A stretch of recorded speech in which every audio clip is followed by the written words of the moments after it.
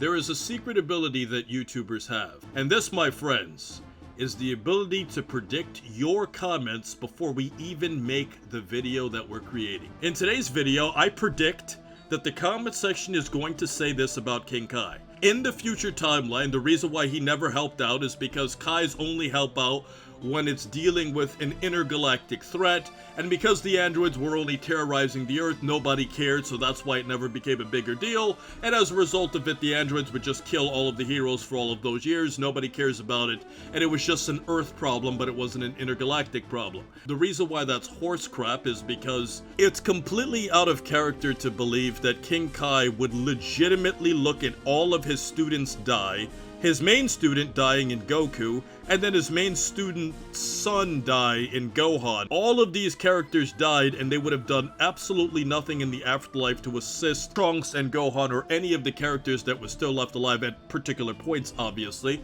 And the reason why this gets interesting is because when you think about it from Gohan's perspective, it seems extremely out of character for Goku, Piccolo, and Krillin to do nothing. You can argue the others that weren't as close to Gohan may not have done as much, but those three specific characters that really cared about Gohan would not have just sat there in the afterlife and not have thought about ideas or do something to try and help them out. But there's a legitimate reason about the whole new Namek thing, because the whole new Namek thing wasn't really a thing in the Dragon Ball series. It was just written off at that particular point where the Namekians went off to their own planet, and they were just never really heard about until the main timeline had a reason to go contact them for Dende and the Dragon Balls and stuff. Now, you guys have to understand that the release dates of manga chapters gives us an idea of where the show writers were thinking in the direction that they were going with the story and the concepts that they had at the time and what was also being released. The movie The Return of Cooler was released in March of 1992.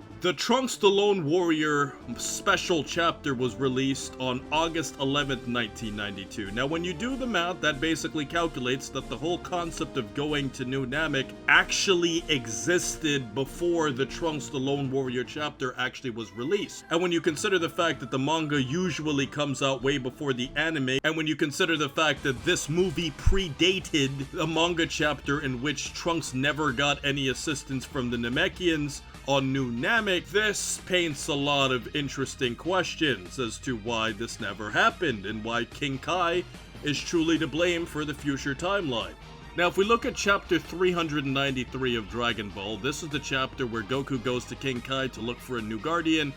and we briefly see a scene here where King Kai says, "You idiot, you do know that I have the whole galaxy to run, I don't always have time to check on Earth." But this is funny because in Dragon Ball, pretty much all the really bad, dangerous people always seem to have a fixation with planet Earth anyway, so it's kind of like, if you're not paying attention to Earth, what else are you doing with your job? I mean, what could you have possibly have been analyzing over 13 years in the future that would have been a bigger threat than two androids wiping out the planet that all of your students were basically killed on? And you can see that in just a few moments here, King Kai was able to just figure out where the Namekians were.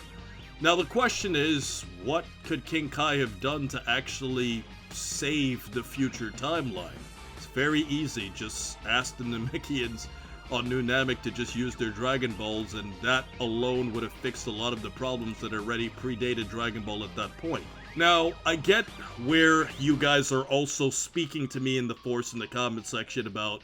well, Qaaman, the writing was written in a way where, you know, it was supposed to be a dark timeline and we're not supposed to analyze it so deep, and that's fine, but it doesn't defeat the fact that King Kai alone is most responsible for the future timeline crumbling, because we as Dragon Ball fans just have to literally think of the most insane ideas to think about why nobody did anything for so long. And the reason why the future timeline always had an issue, even though I love the story, I think that it's probably the best written story itself of Dragon Ball in terms of what it showed us about Gohan and Trunks in such a dark world. But the problem is the way Dragon Ball works, and I've said this in another video, is that Dragon Ball often creates new things, where when you look at those new things, and then you start thinking logically about those new things, you realize that those new things can fix the problems from old things. For example, Master Roshi got a ridiculous power boost in Dragon Ball Super that I consider the greatest power boost in history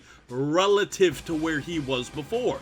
If Master Roshi was as strong as he was in Dragon Ball Super, and by using the logic of how Roshi could just do secret training in Dragon Ball Super and go from being weaker than Raditz to being able to fight against characters in the Tournament of Power, that means Roshi could theoretically have just defeated the androids by himself using Dragon Ball Super's logic. And even if we use Dragon Ball and Dragon Ball Z's logic, we can come up with the conclusion of the whole one-day pass, which wasn't really a thing prior to the Buu Saga, but when you think about the fact that early Dragon Ball did hint at things like this, when Grandpa Gohan did briefly come back, the whole ideas were set for something like this to happen. So the whole one-day pass could have been a situation where Goku could have just said, hey Gohan, I'm gonna teleport you and Trunks to the afterlife. You guys can train with us here safely for years because you don't have to worry about the androids killing you on Earth because you're in the afterlife.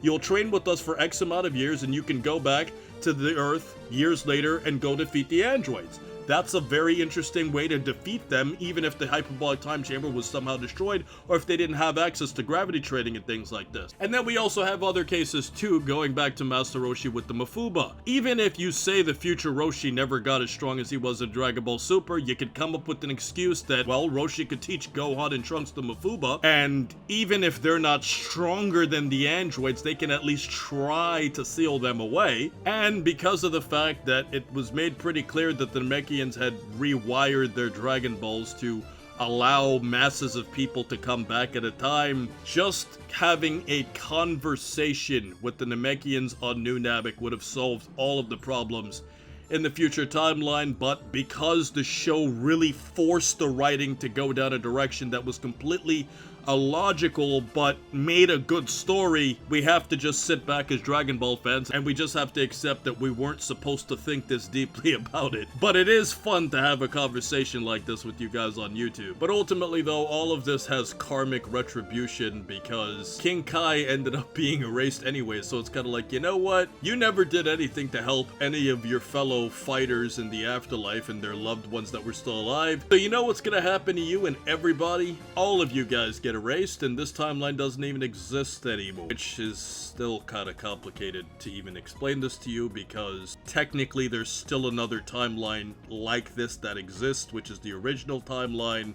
because there was a split in two future timelines, and the one that really got erased was the future Trunks that we know, but the original future Trunks and the original Cell's timeline still actually exists and is still devastated, which is a very deep and different conversation for another day. So for whatever reason in that future timeline, people are just dead and nobody cared. Now, as a post-edit, here's an interesting observation about Trunks' future in regards to the threat of resurrecting Majin Buu, and also the threat of Babidi and Dabura. The Super manga made multiple changes to this whole threat about Babidi and Dabura than what we saw in the anime adaptation, because the manga went a lot deeper into Trunks training with Kibito and the Supreme Kai, to the point where Trunks actually became an apprentice and had the ability to heal, as we saw later on in the Zamasu arc. Whereas in the anime adaptation, Trunks just basically said that he had some assistance from the Supreme Kai, but we never even actually saw the Supreme Kai in any of the flashbacks. Now, all of this is to illustrate that the Supreme Kai was clearly aware of what was happening on planet Earth all this time and never did anything about it. And this is rather interesting because you would think that two androids killing all of the most powerful fighters on one planet in the universe at one time would at least get the Supreme Kai's attention, but you can argue that because the androids were only a threat to planet Earth, that they were just essentially ignored. But then when the Supreme Kai says, hey, well, I actually need this surviving fighter to work on my side, so even though I did nothing for him all of these years, along with when his master was alive, I completely ignored them struggling for years, but when I need them to help me with Majin Buu, that's when I'll reach out and get some contact with them. And this is also interesting too when you consider the fact that in the main timeline, the Supreme Kai was aware of how powerful the Saiyans were, especially Gohan, and there was a version of Gohan in the future timeline who was still really powerful relative to other beings in the universe, but he was completely ignored in one time, but supported in another. And you can argue that because Gohan was a lot stronger against Cell, that would have caught the Supreme Kai's attention a lot more. But it still just goes to show that the gods just need you when they need you and ignore you when they ignore you. And this also shows that even the higher gods of the Dragon Ball universe do a horrible job at maintaining order and balance to the universe itself.